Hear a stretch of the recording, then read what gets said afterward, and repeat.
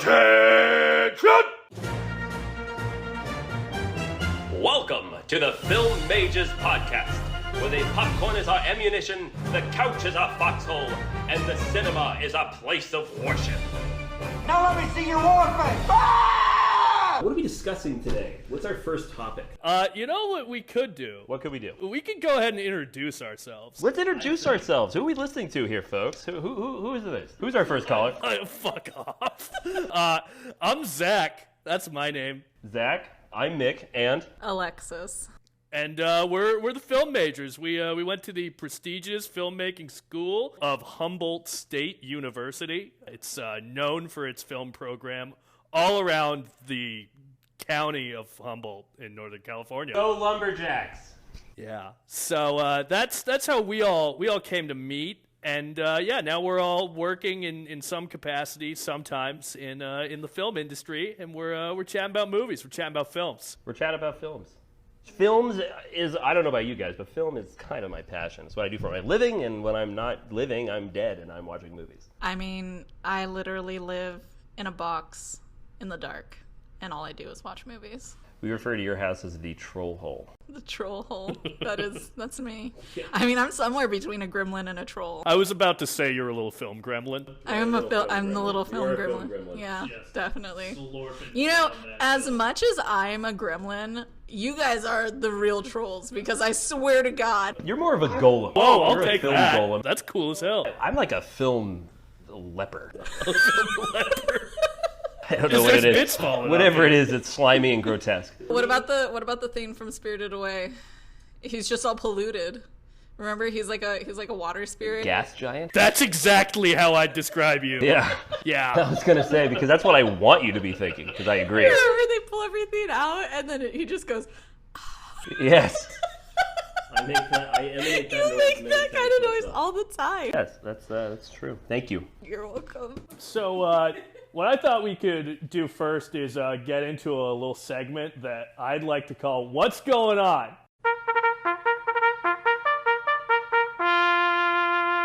What's going on? So, for film news, I thought a little hot button issue that's going on recently, which will date this episode for whenever it comes out, is if it comes out. It will come out. It could come out. It's already. Stop talking about coming out. Yeah, it's mine. It's mine. Step off. Is the drama surrounding the film Don't Worry, Darling. Guys, first of all, I have been tracking that for weeks. It's been fucking popping off lately. That's so funny. I was literally watching a video about it this morning, because now Shia LaBeouf has sent text messages to I think it was Variety magazine, right? Yeah. And then he even sent a video of Olivia Wilde in her car, and she said in a different interview that she fired Shia LaBeouf. For reference, because Mick hasn't really heard anything about this. Yeah, I don't know what you're talking about. Don't Worry, Darling is Olivia Wilde's second movie coming off of Booksmart. It's starring Florence Pugh and Harry Styles. Chris Pine. Chris Pine. Yeah. Yeah, but it's sort of a Stepford Wivesy kind of vibe of a community where men are mysteriously controlling women in some way. Crazy how that happens. Yeah, no, in a film though, in a film. Yeah, totally fictional. Never happen in life. You're making crazy eyes, and I'm literally gonna fuck you up. I'm hoping for it. I'm living for it. I apologize to our listeners using headphones. So originally, Shia LaBeouf was cast in Harry Styles' role, and he either, depending on who you believe between him or Olivia Wilde, he either was kicked off of the project or left. Regardless, what's been widely reported is that Florence Pugh was really uncomfortable with the way that he worked. It was, I think, maybe a little bit before the stuff about him abusing FKA Twigs came out. So she was already apparently uncomfortable before the allegations dropped, but then the allegations dropped as well. Yeah. So Florence Pugh was having an awful time working on this movie with Shia LaBeouf. Olivia Wilde recently said that she kicked Shia LaBeouf off of the movie, and Shia LaBeouf sent a bunch of texts, emails, and a video to Variety to dispute this. And in the video, Olivia Wilde is like, I don't want to let go of you. Hopefully this will be a bit of a wake-up call to Miss Flo to get her act together. Twist. Yeah, and now Florence Pugh is doing no press for the movie. That's been talked about for like a couple months now, because normally Florence will do like little drops on her story on her Instagram. She's actually, every single time she's been in a movie, she's consistently dropped something about the movie, you know, saying like, oh, I'm so excited about this, da da da. And people have been watching this for months. The fact that she's been like radio silence, whereas like, and then also like it's been seeming like Olivia Wilde has been kind of sucking up to Florence, maybe just a little bit, you know, saying like, oh my god, it was so great to fucking work with her, you know. Did she start doing the sucking up after the Shia LaBeouf Variety stuff came out? No, because it was like kind of leading up to like them starting to do press. She kind of dropped like, you know, like was dropping hints of like, oh yeah, it was so great to work with Florence and stuff, and radio silence on the other end. And this is also around the same time that a clip from the movie dropped where Harry Styles is just fighting for his goddamn life, trying to do some sort of an accent. Yeah. And you know, it's not really fair to the guy to be like, this is your second movie. He had a great 10 minutes in Dunkirk. He was great in Dunkirk. He did look. Wait, was he in Dunkirk? Yeah, so things are going so hot for the press tour right now. Well, all I have to say is I am very excited for Don't Worry, Darling.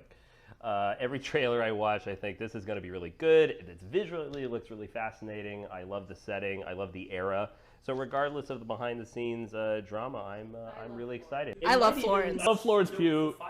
I love Chris Pine. Yeah. Nick Kroll is a little gremlin. I like literally don't even know who he plays in this thing because I haven't seen him in any of the trailers, but I saw his name. I saw his name in there and I was like, where the fuck is Nick Kroll? Troll. Nick Kroll. Yeah! Troll. Film Majors Podcast, you heard it here first, folks. Nick Troll. Pay the toll! Whoopsies. Don't worry, darling. I am worried about that. What? Nick, the existence of Nick Troll. The existence of Nick Troll. That worries me. Yeah, we may have started something accidental. We're kind of like Oppenheimer, which brings us to our next topic. We saw Nope. Is that the next topic? Was that the next That's topic? not the next topic. It's like a month ago. We had a plan for this. No, that is a segue because if I didn't get the memo. If I'm not mistaken, is Florence Pugh in Oppenheimer? Yes, she is. Oh. That's a segue. Yeah, that was part of the excuse that was given for why she's not doing press for Don't Worry, Darling, is because she's busy working on both Oppenheimer and Dune 2. She's working on Dune as well? Yeah, she's playing Princess Irulan. Or Dune 2, like Dune 2 as Dune well. Part 2. Dune Part 2 as well, additionally. Yes. Gotcha. Yes. That's, you nailed I'm really excited for that, because you know who's in Dune 2? Mm-hmm. Timothy Chalamet. Walken. Oh, okay. Yeah. I was going to say Austin Butler. I thought you picked that up. Okay, you know what? I haven't been keeping track of Dune 2, okay?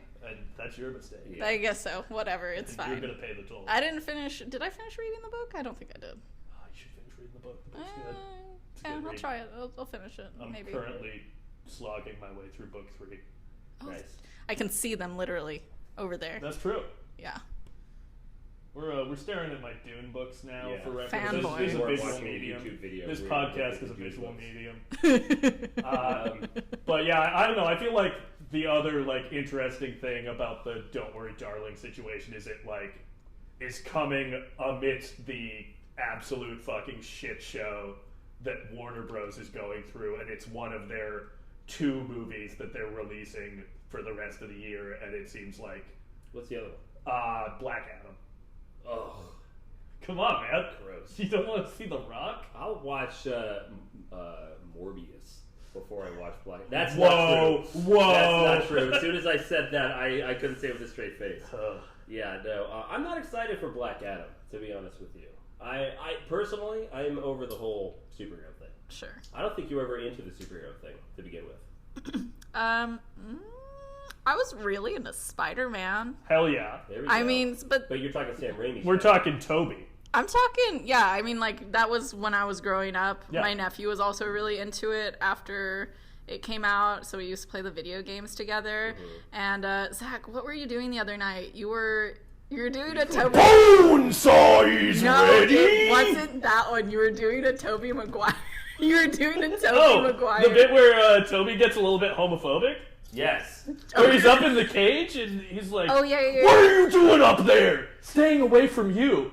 That's a cute outfit. Did your husband make it for you? Fuck you, Spider-Man." Okay, well, first of all, when you did it the other night, I feel like you were a little pulled back. It works really well, but That's true. was Toby's pretty genuine homophobic just understated. now. yeah, yeah, but yeah, I don't know. Toby was just very sassy, and I love me a sassy man. You know, I guess all in all, instead of saying that Toby was sassy, the dialogue was sassy. That's The true. dialogue was that. Yeah, That David Kett, and he wrote a sassy and screenplay. that came across even in the game. You know, just like the little comments that he'd make. You know, when he's like beating up a bad goon. guy, a goon, a Yeah. villain. In many ways, I'm something of a goon myself. Yeah, and then to be fair, I love Andrew Garfield, so I tuned in for the other Spider-Man movies. I'm not super huge on Tom Holland. He's very sweet. He needs to go away. He's sweet. He needs to take his happy British ass on out of here. He's so happy. I hate to see him flourishing. He's so happy. Yeah, I don't like Him it. and Zendaya look so cute together. Yeah. No, I'm manifesting his downfall. Okay, but that's not the only superhero that I like. But that's the only one I can think of. Good. Stuff. That's great. That was good. Wow. What was the name of that one he did with Robert Pattinson? The Devil All the Time. Devil All the Time. That is probably my favorite Tom Holland performance. I just watched that. What'd you think? Let me think here. A couple months ago. I mean, it is a little depressing, but I liked it a lot. Oui, oui. Oui, oui. Little depressant. Stop it, Benji. Stop. We're gonna have to mention the reasons that we'll talk to you about that later. Yeah, Once you watch, by the way, all the Mission Impossible movies, which I wanted to have stated on the official record, you agreed to do because you haven't seen any of them, right? I haven't seen any of them. I mean, like, to be honest, growing up, I knew the Mission Impossible theme song. I just didn't even know that was from Mission Impossible. It was in Shrek. I think it was Shrek 2. You're so right. It was in You're Shrek so 2 right. when when the yeah. Pinocchio Yeah. is like coming to. Yeah. It's also in Paddington. Okay. Yes. It I shows mean, up in the also- first Paddington movie. You can put that song anywhere and it's fantastic. Yeah, and you get exactly what it means, even if you don't have the context of knowing what the movie even is. Which I think speaks to the longevity and the power of that franchise. Yeah, no, it's great. It's one of the best franchises ever or made. the whoever made the music. Or At the something. very least. At the very least. Lalo Schifrin was the original composer Yeah. of it. Which Okay. was kind of I boombox voice over here. I Yes. am not denying that I wanted to watch the Mission Impossible movies. It's because of Top Gun Maverick. I'm so glad you said that. It I'm so literally, glad you said that. you know, the first maybe like 2/3 of the movie, I was like, okay, you know, like it's feeling nostalgic. I'm liking it, but I'm like not 100% sold. And then the last 30 minutes came in, and I was like, oh, whoa, Yeah. no way. This is making me think maybe Tom Cruise is super fucking cool, and I should watch every single Mission Impossible movie. Which by is the a way, tall is order. the correct take. You had 3 correct takes. Yes. Immediately after the movie. Do you remember all 3 of them? Because I remember each one vividly. Okay. It was something like, oh I my told you god, what they were. I've never had a moment on a Memorial Day when I've been proud to be an American, Yes, but you're this like- movie has like, made me yes, proud to be an American. I'm feeling That weird about propaganda's it. cooking. Yeah. good. The second one was Mission I need to watch all Impossible. Mission Impossible. Yeah. Again, correct take. And third, What was the third one? cars are sexy. Oh yeah. Oh yeah. Yeah. What That's was I said the after the David car Cronenberg's Crash. Well- We need to have a whole episode dedicated to that movie. to though. Crash? Yes. Oh, I cited that in my review on Nope. Yeah, so we should all watch it. Interesting. Yeah. Interesting. Well, I did because at the very end I was talking about. Go read my review. And where can we find your reviews, Alexis? AlexisTheAmoeba.com, and that's AMOEBA. Today's episode is brought to you by AlexisAmoeba.com. Please visit it at your earliest convenience. You won't be disappointed. It's Is on it- the dark web. It's on the subreddits. You can find it. FBI shut it down, but it should be back up, right? Yeah, totally. You know, in all of its purple pink glory. Good. I don't get that. That's good.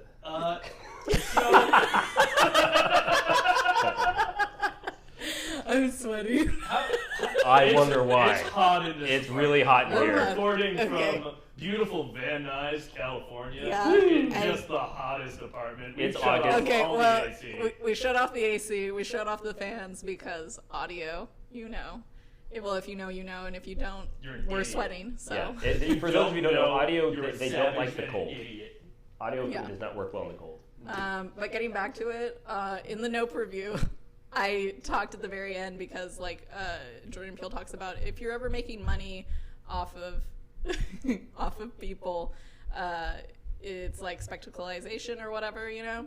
And then at the and he also talks about like the whole phenomenon of like when people are like slowing down on the freeway to see a crash because everyone does it, you know. Jordan But it's Peele just said like, this? yeah, I mean, wow. yeah, I watched like 2 hours of different like interviews with him, so like I think I've got this covered. Beautiful. Now I have to keep that burp in. I covered my mic. He responded. Well, audiences, And it's for the record. I know this is. Mick let out a This burp. might be a driver. Anytime I go like this with my mic, y'all should probably do the same. It's the same thing when you put your window down. I know exactly what to expect. Yes. Expect, suspect, expect. Excellent. Anyways, God damn it, you were always. You were talking about Nope and Crash and Yes. No, Top Gun. Crash. Spectacle, slowing down to watch Spectacle, car best crash. franchise Mission Impossible. There's a lot going on. There's a lot going on. Yeah. But anyways, same thing in Crash. Everybody is just super into the slowdown. Everybody kind of wants to see what's going on. Everybody, you know, there's something very interesting about the spectacle of. And on that note, we're ending our segment, What's Going On? That's because right. You said it.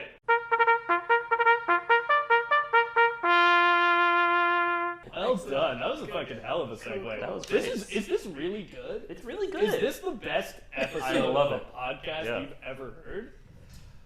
Yes. Sweating, it's so good. Yeah, I could tell. You're looking damp over there. It's- I'm a damp boy. Your cheeks are glistening. I mean, they should. I look dewy as fuck. Okay, it's a Dewy skincare thing. Okay, you wouldn't get it. You wouldn't get it. You also wouldn't get it. Hey!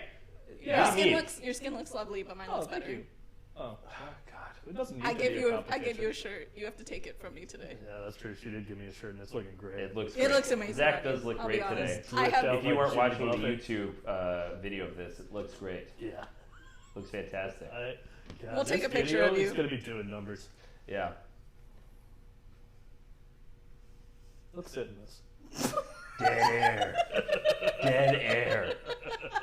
So, do we want to move on to our big topic? I for think the we day? should move on to our big topic. So we're gonna get into the year of 2019 and 2019 films Big because Daddy 2019. Why This why was- is it Big Daddy 2019? What is it about 2019 that warrants discussion? I made a list of like a bunch of movies that came out in 2019 that are just like, "Phew, wow, we love it. Do you want to hear some? let's rattle them off. All right. For the record, we were all in school together in 2019. We were so all attending we film definitely- school. We were all film majors in 2019. Yeah, we Yeah. definitely saw some of these together. I think that personally for me that was like my favorite Oscars year, and I don't know if it was just because there were so many of us that were like me and Mick specifically went to the theater so many times just to see movies that were going to be Oscar nominees. You know, we had what is it? A hand in it? You had your finger on the pulse. Yeah, no. 2019 was a godsend for movies. I think we can all agree. It was just one hit after the other, which was fantastic. I personally was going through some personal things at the time, getting out of a long-term relationship, so it was a perfect time to just go to the cinema, my house of worship, and just get doused with intellect and art. I'm so glad you were getting doused. I was at getting the doused. cinema. Left We were and right. definitely getting Yeah, doused. I was getting doused. because you going could out. order alcohol at the theater we went to, so we were Yes. always a little Yeah. doused. Yes. Yeah. Shout out to the Minor, The Minor. Theater in I love Arcata, it. I love the California. Minor. If you're ever passing through far northern Cali, go ahead and stop there. It's a beautiful little indie theater. Yeah. Like, The Minor is a theater, by the way. yeah. Oh, Jesus Christ. Don't stop by a Minor in Yeah. Arcata, No, it's a California. specific Go Minor. to the theater. It's a specific the Minor. Minor. It has be a, it has clear a about trap door in it, actually. That was designed. No, it's true. Yeah, you're talking about our apartment. No. You're talking about where you would It's keep true. me The in Minor Arcata. Theater has. Didn't Houdini perform there? That's what I'm saying. Yes, the Minor Theater, for those of you who don't know, is a heritage site in Ironheart because it is the longest running movie theater in the United States. Yeah. That means it was built in the 19-teens, and it has operated as a cinema the whole time. It was only shut down for renovations, and there's a trap door in the main auditorium that was actually built there so that Houdini could perform his act, and he sadly passed away a couple days later. Gabagool. Is that true? What? He passed away a few days later? I don't know. He was like, oh, you punched me in the stomach. Oh, I'm gonna die now. Is he Italian? Yeah. You didn't know that I Harry didn't know Houdini, that. squat little Italian man, got punched in the gut, died? Oh my did god. not know that. Okay. Wait, no, but we do know that Houdini died from getting punched really hard in the I stomach, knew right? that. I didn't know that he was Italian. Oh. I guess it makes sense. Yeah. His mustache. Yeah, no. What? He had a mustache, right? No, he didn't! No, that was just for the act. No, he didn't! Did he not have a mustache? At no point.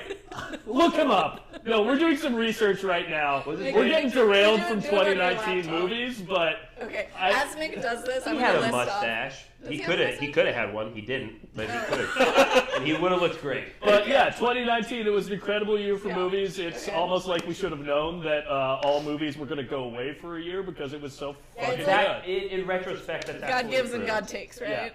Yes, Yeah. That's- it's sort of I'm a like. religious man, and I believe that. Yeah, absolutely. It's like God Christ was is very extending. It's like, important. guys, you're gonna have nothing for a while, so just here's a bunch of fantastic pictures. All right, You sorry, ready for please a little- rattle them off. Rattle. Let's get a little list going. We got Parasite, right? We got Us. We got Once Upon a Time in Hollywood, Midsummer, 1917, Doctor Sleep, Little Women, Honey Boy, Jojo Rabbit, The Gentleman, Ready or Not, which I think Zack actually really likes, and Zack's favorite movie of 2019, Cats. Yeah. And you missed Mick's favorite movie of 2019, Which was? The Lighthouse. I mean, Oh, okay. in all honesty, that's Zach's favorite movie of 2019 too. But we do Yeah, have to shout me out too. Cats, the movie that destroyed movie theaters. But we had to take a break and Yeah. think about what we did. I remember, I love that when a movie comes out fresh and everyone's discussing, like, is this a career ender? But know? for like so many famous people, Yeah. the cast of that movie is buck fucking wild.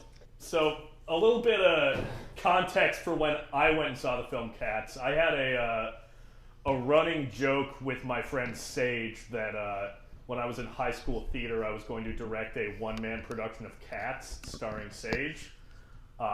So when the film came out, I connected back up with like probably about 20 people who went to my high school, and we all went and saw Cats in a Cats play. Everyone did Cats makeup. We wore a Cats hat. We got wildly drunk. It was one of the best cinematic experiences of my life. Can I ask, Please. at the risk of sounding like a noob, what's a cat's hat? A Cats hat? You know, it's just like a jaunty it's a- hat. it's a that, like, top hat. Yeah. No, A it top- was. A top hat? Yeah. But Okay. like jaunty.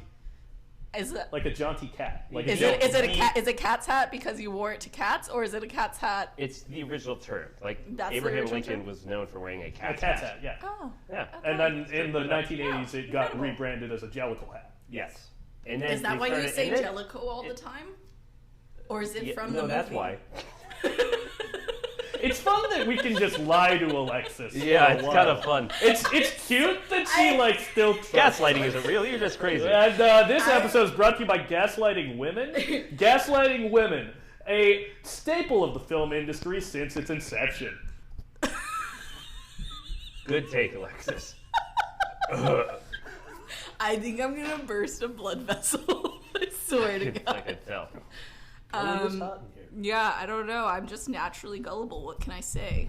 You're just- Something about being a sweet little gremlin. You know? Yeah. Yeah. I think that's it. Like a big lumbering golem. You That's can't right. trick a golem. You can't trick It a golem. lumbers about. Yeah. It's on a one track, and that track is the film Cats. Don't golems usually just say one word? I feel like they don't really say anything, and they're controlled by a wizard. Okay. Well. Well, that clarifies things. Excellent. I'm so happy. So yeah, we've talked a little cats. Yeah, you know, just like 2019. What were some of your guys' like most memorable experiences at the theater that year? That's a fantastic question, and I thank you for it. I thank you for your service. Yeah, well, you know, Jesus. Go ahead, Mick. You can call me Mick, it's fine. Sergeant. General. Personally, my favorite one that really resonates with me is The Lighthouse. I saw that on a rainy night with a friend of mine, and we smuggled in a entire bottle of red wine. And we decided that anytime a character in the film took a drink, we would drink as well. And now the theater, before we went into we were in the lobby before we go into the auditorium, I asked one of the employees of the minor theater, have you seen it? What did you think? And they said, I saw it. I love it. Let me know what you think. So we go in, we watch the movie. It was about 5 minutes into it, I already knew it was a fever dream, like something you don't see since the German expressionist cinema of the old days. Really, really great. So we leave, the movie ends, we go into the lobby, and everyone in the theater is dead quiet. No one's saying anything to each other. And we go in, and one of the employees goes, so what did you think? And we all just kind of looked at each other. We didn't know. And as I said, it was raining outside. If you remember, the minor theater out front, there was an awning, a covered area that you could stand under at the ticket booth. And because it was downpour, all of us, maybe a good 20 of us, we didn't know each other. It was just me and my friend, all these people I didn't know. We ended up all standing under this covered area for probably a good 15, 20 minutes discussing what we had just been through. Because we all agreed we felt like a little crazy. We felt like we didn't know what reality was because the movie was just so effective at kind of tearing down your idea of what's real and what isn't.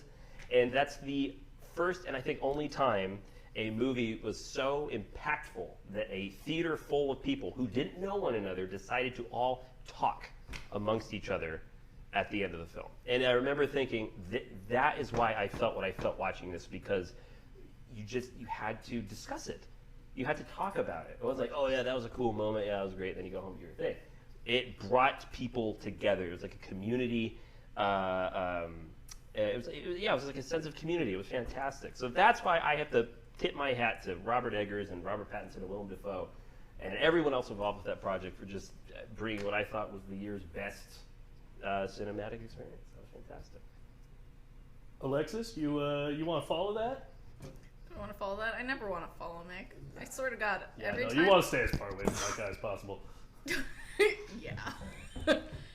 No, I think every time I hear Mick talk, I think to myself, did you prepare something in advance? Because that felt really prepared, and now I feel really like I'm not going to do good. You were going to talk about Avengers Endgame, were you? No, but you know what I realized did come out in 2019 that I was thinking about? What? The last Star Wars movie came out. Oh. Which one was I that? was forced, fucking, the one with the dumbass title, The Rise of Skywalker. Fuck that movie. That's when one of people- my least favorite movies. Still haven't seen it. I still love haven't when seen people kind of like rework all the titles like around the different movies, and they're like, this is what this should have actually been called. But you know what? I make no complaints because I love Adam Driver. Me and Tesla, this was another one of our friends that went to film school with us. We literally went to go see it like I think weeks after it came out, and so it was like the theater was basically empty, and we were just like whispering to each other like, look at this, Daddy. I'm not gonna lie, I could hear how thirsty you were the minute you said the words Adam Driver. Yeah, no, that was, I think it got a little was sweatier in thick here. with sexual tension. It got muggy. For sure. I'm muggy. Yeah. Daddy Driver, folks. But so one film that I remember seeing in 2019 that was pretty impactful, unless you want to. Yeah, was there more to that? I'm gonna follow after you. That Okay. wasn't my film. Okay, was a side because the one that I really remember being impactful was Once Upon a Time in Hollywood, because We saw that together at the Minor. I was down here in LA. I was helping my friend Drew shoot a movie, and Once Upon a Time in Hollywood came out literally my last night in LA, or maybe it was 2 nights before I left. So I was staying in Westwood at a friend's place, and I went down to the Bruin Theater, which is sort of a LA landmark. It's right by UCLA. And I went in, was sitting in the movie, and I knew that it had kind of shot in that area because my friend had talked about how the streets around her place were shut down. And there's a point where Margot Robbie goes to see herself, and Margot Robbie as Sharon Tate. Oh my God, Sharon Stone? Yeah, it was close, but you saved it. Yeah. Then you I don't think anyone noticed. She goes to see herself in a movie, and it is literally the theater that I'm sitting in, and the audience just like erupted when that happened. And it was just like one of those moments where you're like, man. Right? City of Stars. City of Angels. That was an LA moment. It's an LA moment. That's it's great. one of those things It's where such a beautiful LA movie. you get romantic about film. Yeah. So, That's part of why I love living here, actually. Yeah. Is because of what we do for a living. It's pretentious as hell, but well, I love it is, but also I don't think there's anything wrong with being romantic about our passion. How can you not be romantic about movies? Exactly. I mean, that's why we're all here. Yeah. Getting romantic. Yeah. Warm apartment. I gotta say, I love it like when your what you guys' voice drops when you talk to each other. Huh? It's very intimate. Doing something for you? Is doing this doing something something for you? It's doing something for me. It's doing something for you. Thank God we're not recording video of this. You guys are just gonna have to imagine what was happening there. I'm so sorry. Please If I may don't. add really quickly to your Once Upon a Time in Hollywood thing, You can have whatever something you want. I loved about that movie was it's not a time travel film, but that's probably one of the best time travel movies I've ever witnessed because it felt like you went back to the late 60s and you were witnessing something that happened then. And I think the big thing that did that for me was when you're riding in a car with any character, you would hear advertisements on the radio that would happen back then, and you kind of got this sense like, oh, there was just as much advertising back then as there is today, but it's just all dated. It brought you to that era, and it was one of my favorite movies of the year too, hands down. Great choice. All right, Alexis, it's all on you. It's now. all on you. I'm having a really hard time out of I mean, I saw so many movies with Mick, and Right. Sorry. I mean, I think we went I to go know. see 1917 and Parasite together. I don't Yeah. remember. Yeah, right. But I think maybe it might be Little Women or Jojo Rabbit for me. And I think I actually saw those by myself each time.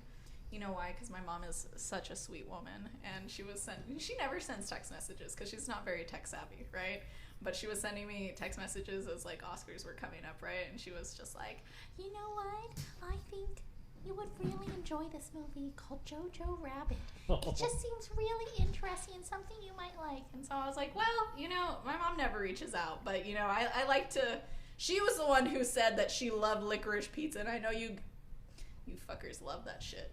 Okay, she saw that 4 times in the theater. Hell yeah. Sounds Okay. like your mom's a cool Really? lady. She did. She went and saw Licorice Pizza 4 times. You gotta have your mom on the Yeah. podcast. That's another story, but I loved watching that with Zack for very specific reasons. Yeah, and I went to go see it with my dad, and I did not love it, and so it was a very interesting experience. I was just like, what is everyone smoking, you know? But no, my mom's on your team, so I don't know. You know, maybe she's a little questionable. Who cares? Ratioed.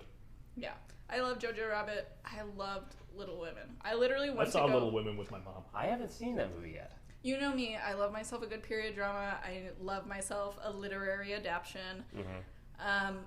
I'm the type of person, I like to go to movies alone when I know that it's something that I'm going to cry in, so that I can really cry in the theater, in the dark, by myself. That's a Greta Gerwig film, right? It is a Greta Gerwig film. Okay. Yeah, so you have like Emma Watson, Florence Pugh. Yeet, Okay. Yeah. Great. Honestly, Amy should not be as likable as she is, and Florence makes her super likable. And of course, Timothy Chalamet. So, And Saoirse Ronan. Saoirse Ronan. Saoirse That's my Ronan. girl. Saoirse. That is my girl. Man, I you're love rattling off her. these names. That's a stacked film. Bob It Odenkirk. is. It is. Emily- I'd been following that movie Emma Watson. for Emma like I'd been following that. Like, I've read Little Women. Like, I followed that movie. Like, when I heard that Greta Gerwig was going to do it, I was like, oh, yeah, fuck yeah, because I loved Lady Bird. I went to Catholic school for, like, 9 years. So Lady Bird hit a little different for me. It was a little bit too relatable in a lot of ways, you know? But so I saw Little Women, and I don't know, there was something really sweet. And I think the only person under 30 in the theater when I went to go see That's it. the best. It was aspect of great. I was just in the back like seat. going I was to in see because it's Elvis. Arcata, so it's real cold and it was raining during that season. So I had like my giant jacket on, and it's just me, just like crying, like ugly crying in the back. I love that. Right. I love that for me. The only other great. experience that I had that was as good as that, crying in the theater by myself, was when I went to go see the last Harry Potter movie on Valentine's Day by myself. Nice. And so it was just me with a lot of couples, and then just crying. Also, Harry Potter's come up, so I just have to say, J.K. Rowling, fuck you, turfs eat shit. Just gotta bring that up. Yeah. It's sad. I enjoyed a Harry Potter as much as the know. next man, but it must be sad. That She can go yeah. and fuck herself. Yeah. That shit was my life. And so when she did that made me so sad. I was like, wow, okay. You really just ruined this shit. And it's just a fucking massive piece of shit here. Cool. Yeah, No doubt. sick. Yeah, no, I think Little Women might have been my choice, just because it's not often that I come across a literary adaptation that feels better than other films that I've seen and feels fresh. You know, like the costuming was great, the acting was great. Florence Pugh, oh my god, I love it when she does her little pout. She's so cute. Also, like, it's not necessarily like the most subtle choice, but like the shift in color grading between the present and the past in that movie is like very effective. Yes. Like, it's a movie that doesn't need to like spoon feed you where you are in the narrative just because of like that sort of simple choice. You're just like, you're grounded in where you're at.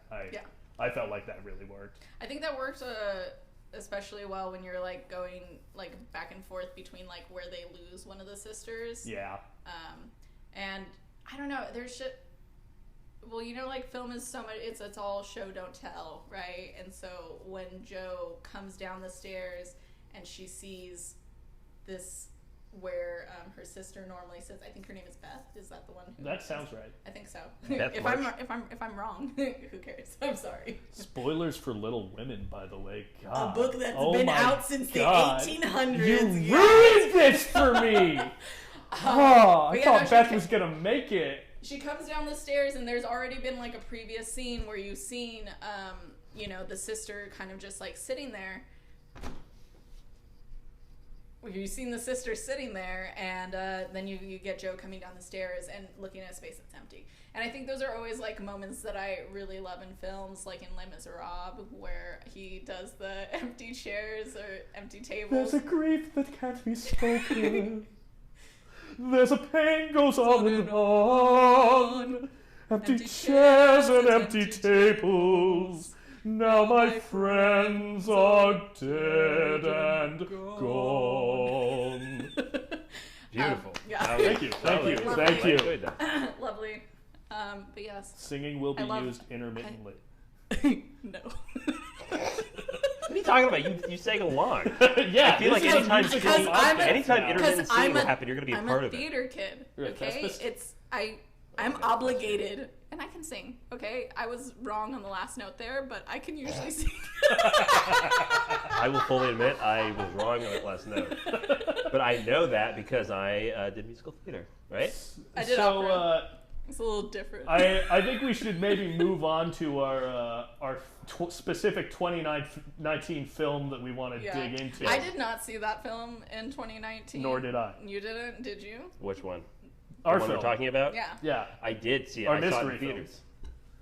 Wow, you saw it? Oh, I wish I'd seen it in theaters. It was fantastic. Yeah. So, do we just want to say what it is? You want to come out and say it?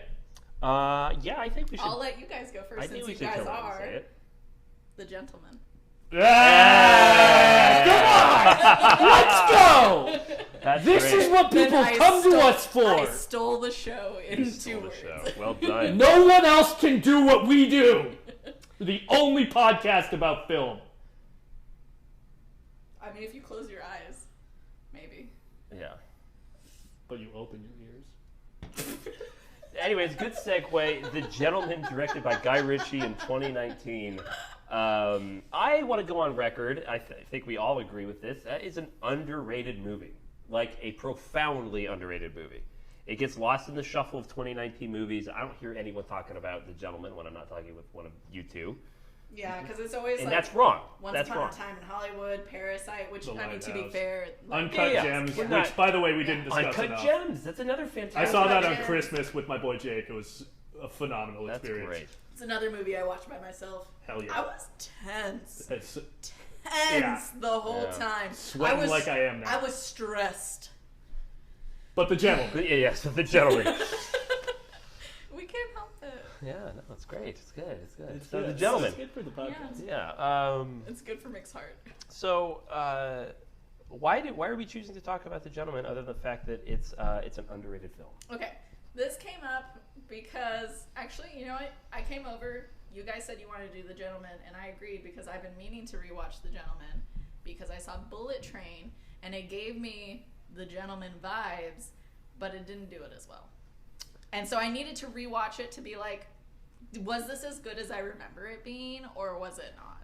In other words, what is the Guy Ritchie secret sauce? Exactly. I'd like to talk about Guy Ritchie Me too. for a moment. My older brother, Edwin, said something about him that I profoundly agree with, which is that watching a good Guy Ritchie movie is like listening to a drunk Cockney man try to explain what he did on his weekend to you. Yeah. And like it doesn't always like totally track, but there's so much energy and he's so excited about it that you're just like, all right, man. He's like, yeah, you know, we went down, we had a bit of a whiffet, and then me and Dry, I got in a bit of a bath kiss, and then we had a fish and a chip.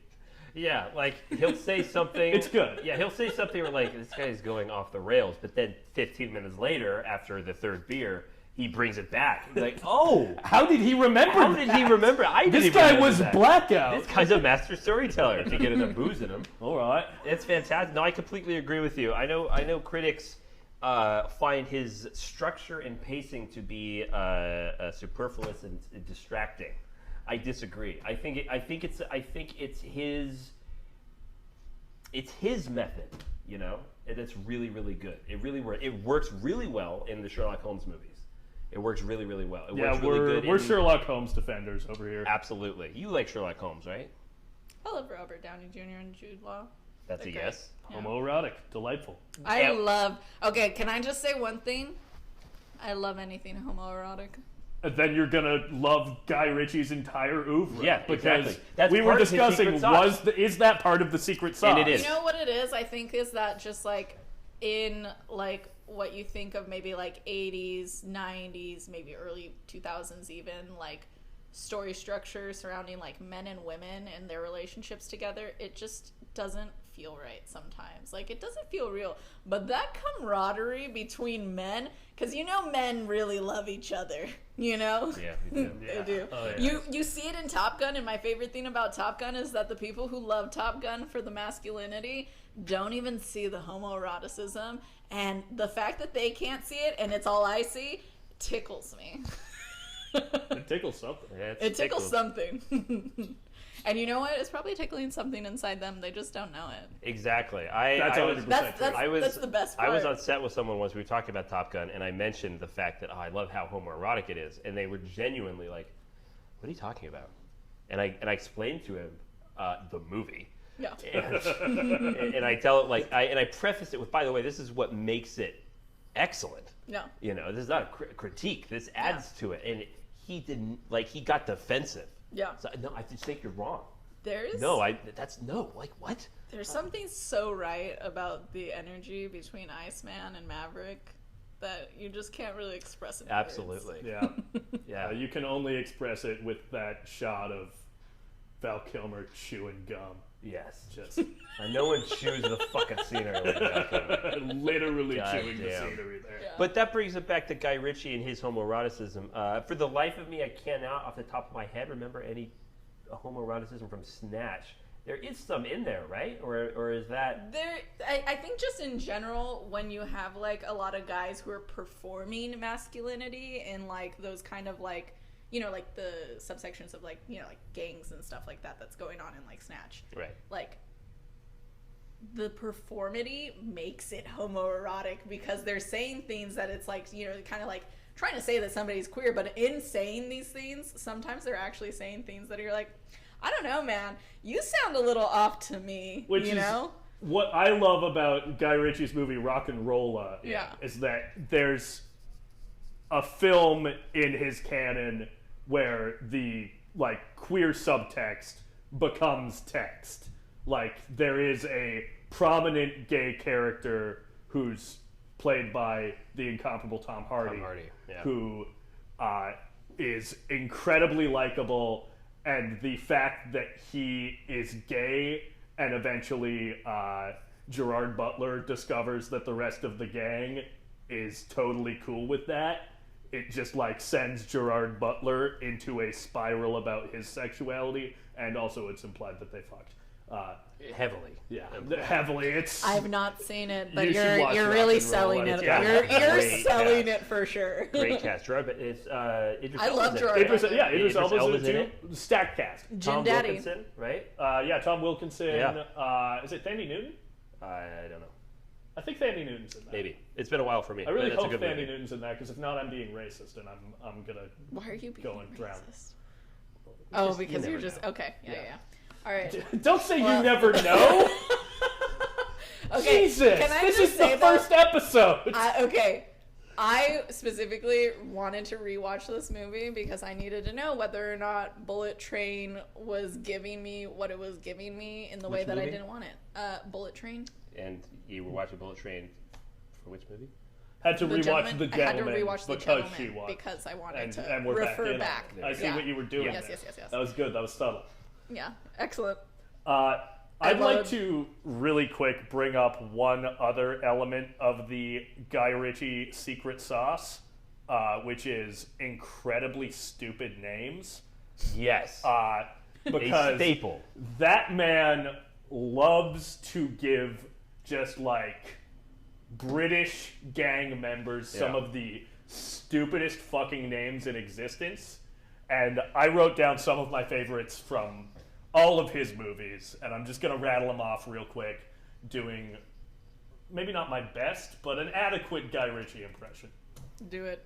Kung Fu George, Gorgeous George, Dry Eye, Boy Sweat Dave, Bullet Tooth Tony, Turkish, Eggs Benny, and Jim the Iron Chin. Like, Need we say more? who names people that? The one that haunts my dreams is Boy Sweat Dave, because Boy Sweat that's just gross. Yeah. I'm currently a bit of a Boy Sweat Zack in this. I'm apartment. literally talking about how we're all sweaty boys all the time. Yeah. So I might get that one. But Boy Sweat Alexis. Boy Sweat That's, Alexis. that's how you have to introduce That's the name of yourself your. on You the should pod change now. your website to that. Boy. Yeah, no, it's fuck what I already marketed it as. Boy Sweat Alexis is what's right. Yeah, but I don't know. I think that like genuinely is part of the appeal of Guy Ritchie, is like to use another British term. Like he's taking the piss, you know. He's not taking anything super seriously, and he is just a hammered Cockney man trying to show you a good time. Yes. And I always have a good time. I agree with that. Part of I'm going to mention Sherlock Holmes again. I was a fan, soft fan, I'd say, of the BBC Benedict Cumberbatch version of Sherlock Holmes. I liked it. I didn't love it the way I do with the movies. And that's because, one, I've told you, I think Sherlock Holmes should take place in the 1890s. I love that period. It works for the story. I love that it takes place in that. And going to the homoeroticism, I prefer the movies because the homoeroticism between Holmes and Watson is way more pronounced than the BBC version. And even, I don't want to misquote him, but Stephen Fry, who, as we know, is a gay man, part of why he agreed to play Mycroft was because he liked that the Guy Ritchie version played up the homoeroticism because he said it's in the text. Yeah. So the fact that he's adapting it this way made me more excited as a queer person to actually be in it at all. So I thought that was really cool, and I'm glad that Stephen Fry agrees with my take because, as we all know, he's a brilliant man, and it kind of reflects on me. I love Stephen Fry. Okay, to be fair, fuck J.K. Rowling, but Stephen Fry's narration of the Harry Potter books is. Ooh, It's I always exquisite. liked the other ones. It was I also read I've listened to those ones. Jake Busey? yeah, Jake Busey. I'm not gonna remember the narrator of the Harry Potter audiobooks. It was oh no, I am. It's Jim Dale. It's Jim Dale. I do Dale. really like those ones. He does a very good Scottish accent. Yeah. Yeah, I think that's Oh, probably yeah. what it is. Should Yeah. I have narrated? You those? probably should have. I Yeah. probably should have. I do a pretty. Just good put out Scottish your own. accent. Yeah, Change Don't change the story. Yeah, no, I'll put it out for free online. That won't get me into trouble, right? That'll be okay. If it's for free, I think you're fine. Yeah, I no. don't know. I can but, just distribute her books for free. So should we talk a little bit about what The Gentleman is about? Yes. I feel like we've. How do you do that succinctly? Oh, okay. All right, so I think you gotta start Elevator it pitch. like a Elevator Guy, pitch. like every single Guy Ritchie movie starts, where you go, "Let me tell you a story." Yeah, exactly. So yeah, essentially it's about Mickey Pearson, who is a marijuana kingpin in London, and he is trying to give up his criminal empire. He's trying to sell it to Jeremy Strong's character, who's Matthew. Thank you, Matthew. But his business starts running into trouble as it's sabotaged by Dry Eye, who's an up-and-coming member of a Chinese gang. So yeah, I feel like, and meanwhile, the story is being told, framed through the narration of Hugh Grant's Fletcher, who's a skeezy British journalist who's been tasked with taking down Mickey's empire. Buenas tardes, Raimundo. I live and die for Hugh Grant as Amazing. Fletcher. I mean, first of all, that red leather coat jacket that he wears looks It's incredible. The glasses he wears, and then his lines are just so. They're a little offensive, but they're really sexy. He's just really coming on strong to Charlie Hunnam, Yeah, and it's I'm so unsubtle. so into it. As we were So watching unsubtle. it the other night, something about the great thing about The Gentleman is that it is its own fan fiction. Yes. You know, it's like it alludes to something, and then it goes, you know what? No, this is just what happens. Yeah. This is just the relationship I between think at Raymond. some point he literally puts his hand And on Fletcher. Charlie Hunnam's Yes. like thigh. Yep. And he's just like, yes. Oh goody, another bottle. Also, the iconic bit where Charlie Hunnam says, "I'm going to bed. Can I come?" No. Okay. Well, maybe you'll just come anyway. Yeah. Standing in the shadows, scratching in the dark, wanking Wanking into a a hanky. There it is. We all did it together.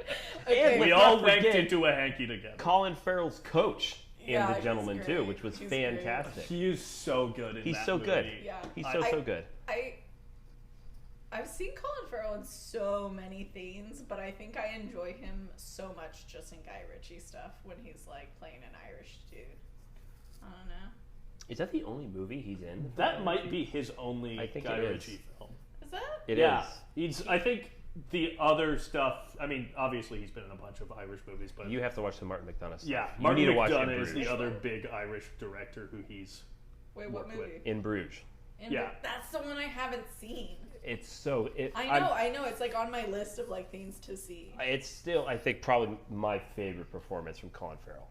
I think. Okay. Which is saying something after the Batman and The Gentleman.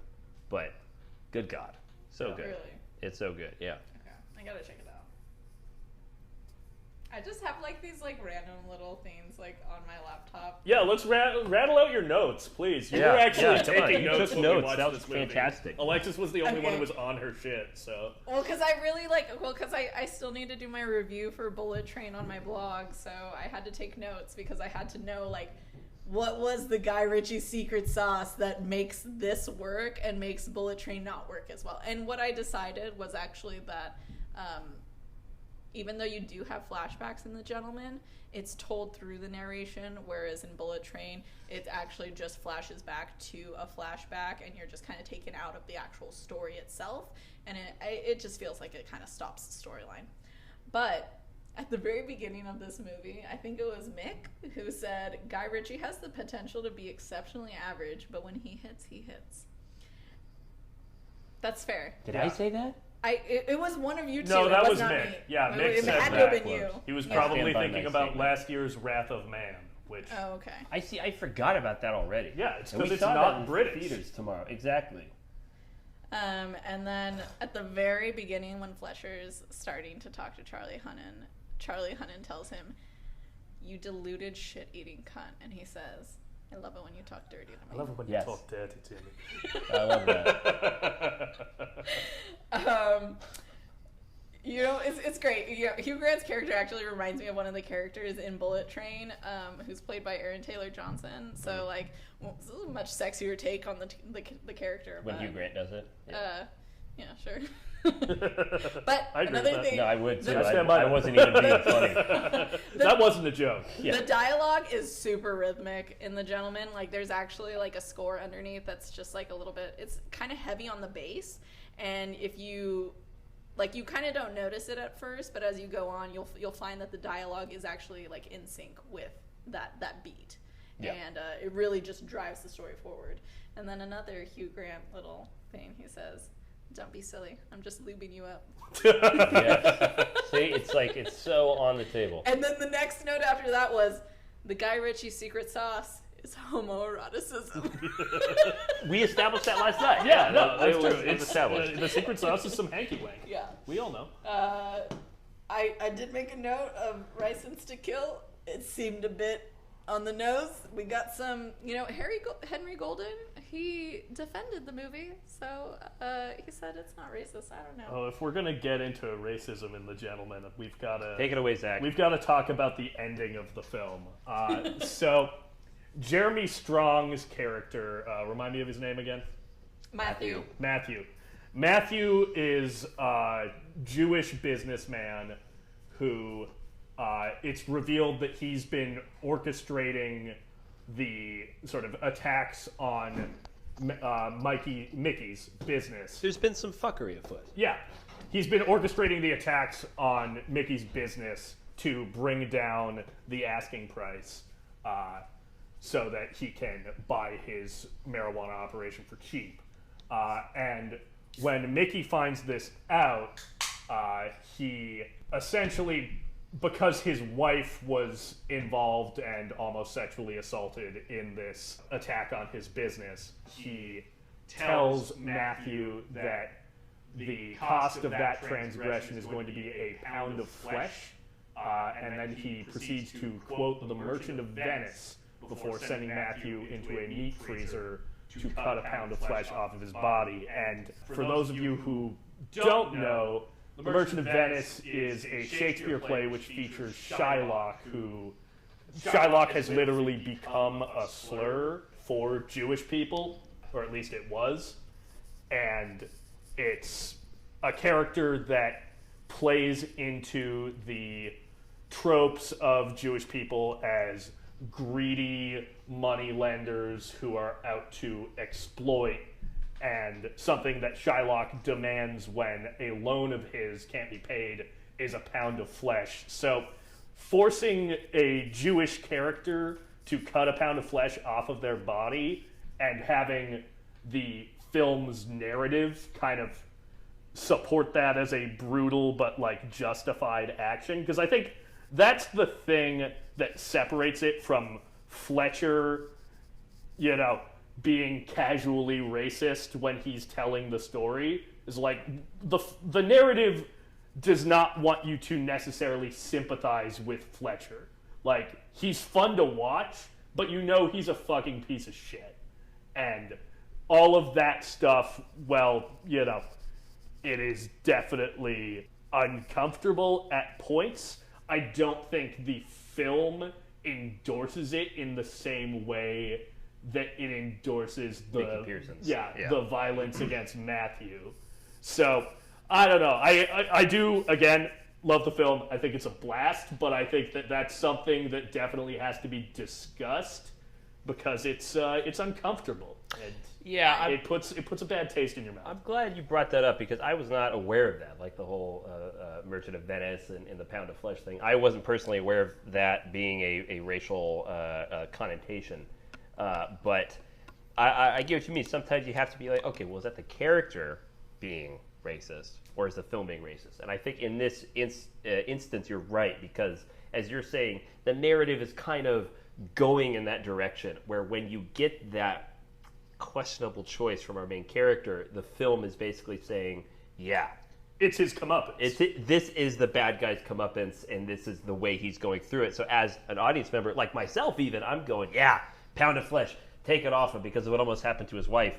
So yeah, knowing that now, it's a little, it's a bit... It's gross. There's some fuckery afoot, I think. I didn't even realize that Matthew was a Jewish character in the movie. Yeah, they bring it up when he's introduced. His Mossad crabs. And Fletcher refers... They even do the Fletcher refers to him as a Jew. Oh, okay. That makes so much more sense. So, to me, that seems like maybe Guy Ritchie was trying to, like... I don't want to say subvert because you're clearly not subverting, like, a trope in doing it that way, but he was, like, trying to turn it on its head by putting it, like, a... Because normally it's like, what did you say? It was, like, a Jewish person... would ask for a pound of flesh? That's what Shylock does in the play. Okay. But I think the thing is that Matthew's paying for the same vice that Shylock has. It's greed. And it's something that, has been a fucking trope about Jewish people for centuries. And so normally, specifically in that play, Shylock is the one who's asking for the pound of flesh, though, right? Yeah. Okay. But so Guy Ritchie is trying to take this and kind of turn it against him, Yeah, so which I feel like... No. I feel like that's more interesting. I was going to say that's worse. No, I'm saying that... Why would you do that? Yeah. That's my question is sure. why would you maybe if you did that to a character who wasn't Jewish, but if you're going to specifically turn the tables on a Jewish character and specifically do it in that way that has that history of that play behind it, it definitely is a bad taste in your mouth. Yeah. Fun movie, though. I love the movie. Oh my god. It's really good. I can't not bring that up. Yeah, no, we have to. No, I'm so glad that you brought that up because I didn't even know that. Right? I didn't either. I love history lessons, I love a little bit of history. Context is important. You know what you said also? You said that he was the Quentin Tarantino across the pond because both of them used their actors to say racially questionable things. Reasonably questionable things. No, you got it out. Yeah, that's right. No, I did say that, didn't I? did. That sounds like something I'd say. Reasonably first of questionable all, things. I'm the one who. Well, maybe I wrote it down. I don't know. But you definitely said he might be the Quentin Tarantino across the pond. Well, I think yes. I mean, I said that as a joke, but also I think it's kind of true. No, though. it is though. It is kind of true. He's where Tarantino's constantly using the N-word in his movies. That too, but I think you could say that he's also the Quentin Tarantino from across the pond, just because of how first of all the stylized dialogue, the non-linear beats. Structure. Both their movies are always cool, and I also want to throw another name in there, which I'm glad you brought this up. Something you mentioned is why Bullet Train didn't work in terms of its non-linear storyline is because The Gentleman has narration to kind of help you with that. Yeah. Another writer-director who's great at that is Shane Black, where you have the non-linear storytelling, and the reason it works is because he has a narrator who's going like, wait a minute, I should back up. So it's like you're having someone, it helps. What movies is Shane Black? Shane Black Kiss, wrote Bang, Bang. Lethal Weapon. He did Kiss Kiss Bang Bang. He did The Nice Guys, which is spectacular. I was not into The Nice Guys until very recently, and you know this. I've tried it multiple times, and it wasn't until like my fifth attempt watching The Nice Guys where I was like, okay, this is a good movie. We should talk about The Nice Guys. That's not a 2019 film, is it? No, it's 2016, but at some point we should talk about The Nice Guys. Okay, well, fucking write it down then. I'll put it down.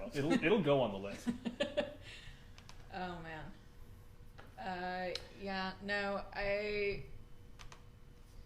I think the thing is that with Bullet Train, they were trying to hold all the cards until the end for like a good reveal, you know, but it didn't work because, you know, it's that thing where it's like nobody knows what's going on except for one character, and everybody's just kind of trying to scramble to kind of figure out what is actually, like, why are we all here? Da-da-da. There's only one character that knows that, and we don't find that out until the end. Yeah. And even though the gentleman doesn't quite do that, because it's the narration of Hugh Grant that's kind of leading it down, but he's not the person that knows everything. No. Right? Because Which there is is why it another there's another reveal at the end that comes from a different place, right? Yeah, Charlie Hunnam knows And Charlie more. Hunnam knows what's more up. than him. Yeah, And but he that's- lets him tell him the whole story, and that's part of the allure, because it's like, oh, I mean, it's kind of like you're showing one hand, and then you're doing something with the other, right? And that's why we call it the Prestige. Yeah, it's a good game of poker. You know? Yeah. You know? And you know, Bullet Train doesn't do it as well, because like you definitely have like a lot of very interesting characters. You got like a really star-studded cast, right? But it drags when you go into some of the flashbacks. Part of why Zach and I are quiet here, we have not seen Bullet Train yet. I know. But we will. Sorry. But we will. We'll watch Oh, it. it's okay. Yeah. I'm so deep in it because I'm really thinking about how much The Gentleman works versus like the Bullet Train structure. It was kind of disappointing actually when I got to the end of Bullet Train, and I was just like, oh, cool. Okay, that's cool. Right. You know, and then it was just that was kind of it. You know. Yeah. And whereas like you get to the end of the narration of Hugh Grant's character, and you're like, oh, okay, yeah, sure, I'm here for it. Yeah. And then there's another twist. Exactly. And then you're just Yeah. like, oh, That's- you got That's me what for that sure. what works really well. Especially because the very beginning of the movie makes you think that something's going to happen, and that's not quite what happens. You know? Yeah. It's I love movies that trick the audience and Yeah. never let you get ahead of it. Yeah. You know? Those are always those. Especially a movie that broadcasts that, oh no, you're ahead of it, you're up to date. Oh wait, you're not. And that's what's great about Guy Ritchie, is because you think you have the inside scoop because you don't know what's happening. Okay, now you know what's happening that a bunch of other characters don't. You get to the end, you think you know it, and then at the last second, there's a whole bunch of stuff that was happening that you did not know about. That must be why Bullet Train doesn't work, because like you literally spend the whole time with the characters being like, what the fuck am I missing? What is the thing that we're all missing to understand how we're all connected? Yeah. Whereas in The Gentleman, it gives you the illusion of control, and then it rips it from you. Yeah. And it surprises you in a very pleasant way. And I really like that. I think another 2019 movie that does that really well is Knives Out, because Knives Out That did come out tells that you, year. tells you who the quote unquote Yes. killer is. Yeah. Like, you know, what, like a half hour, 40 minutes Yeah. into the movie, Yeah. and then you're like, okay, we're on board. We know what's happening here. How's she gonna get out of this? And you don't really see until the end Yeah. that, oh, no, there's all these other elements at play. But the trick is that director of Knives Out, Ryan Johnson. Ryan Johnson and Shane Black, Tarantino, and Ritchie do really well, is that when you do have that final rug pull at the end, it's not a cheat. It never feels like a cheat. It was always there. It was always being set up, because then you go back and you watch it, you go, oh, yeah, that's where it was going. It's just it was structured in such a beautiful way where it totally works. It's not a cheat. It doesn't work if it's a cheat. Yeah.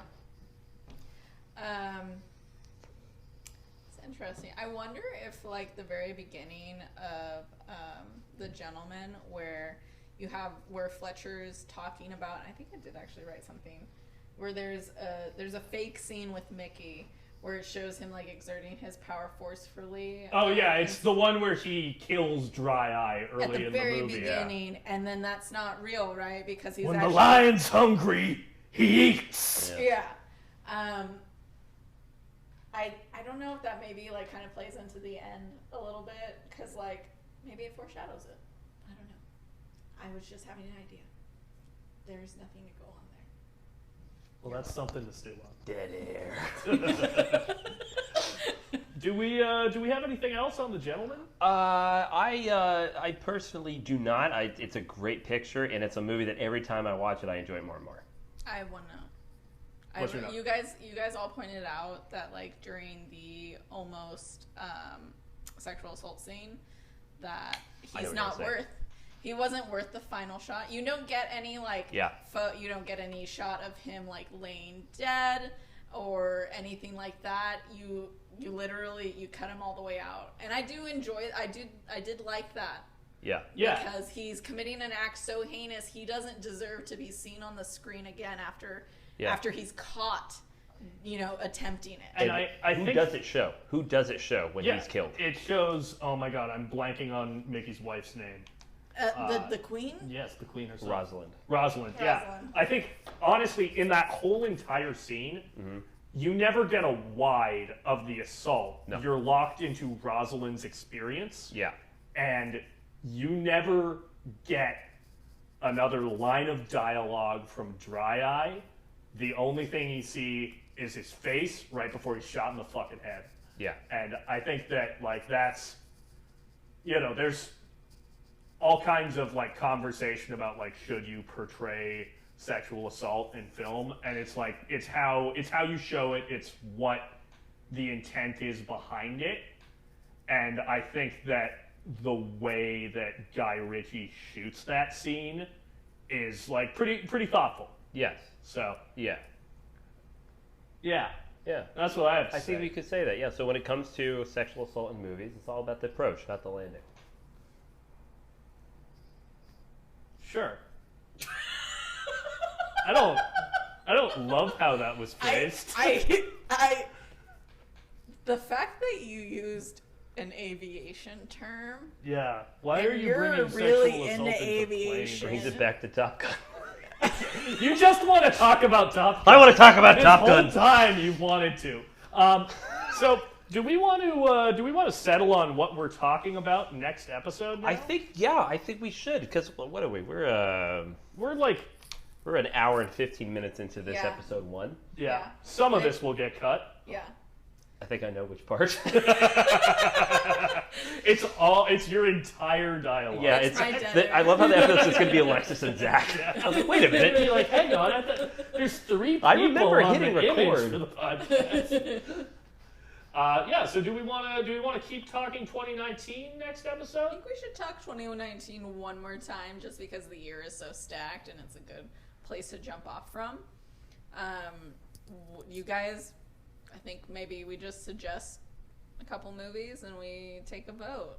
All right. And I'm gonna, just so you know, I'm gonna beat the shit out of you if you guys vote together, which you probably will. So just be prepared.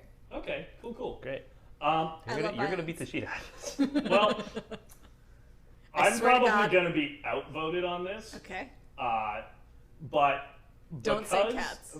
No, I'm not gonna, even though I want to. Because of what we are thinking for episode 3, Okay. I wouldn't mind talking about Rocket Man personally, because I think that's a pretty solid, maybe underrated movie. Which I haven't seen yet.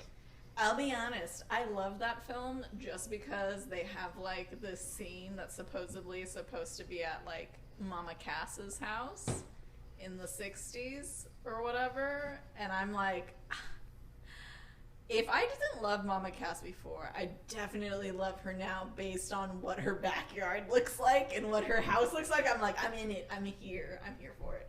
You're gonna love it, Mick. I'm sure I will. I'm excited for it. You would have. This movie's probably gonna make you wish you were there for that era, the same way that it made me wish it. Okay. No, I'm into it. Yeah, I like it. Do we have any other suggestions? You know what? No. I'm down with Rocket Man. All right. Yeah. Next You down with episode. I think it's a good Switzerland for us. Love it. All right. Next episode, we are going to officially be talking about Dexter Fletcher's Rocket Man, starring Taron Egerton. I'm going to do that one more time. Next episode, we are going to be talking about Dexter Fletcher's Rocket Man, starring Taron Egerton. And yeah, do we want to plug our social media stuff? What can people find you on? No, you don't want people to Mick's find not you? on social media. I am, actually. Zack here, just recording a quick little coda to the episode. Despite Mick not wanting to share his social media, we now have social media accounts for the podcast. So go ahead and follow us on Instagram or Twitter at FilmMajorsPod. If you want to send us an email, you can email us at filmmajorspod@gmail.com. Write us, tell us what you want us to talk about next. And yeah, thank you for putting up with the somewhat subpar audio on this episode. We had some technical difficulties, which you will hear all about once we've resolved them in episode 2. Thanks so much for listening, and we'll see you next time.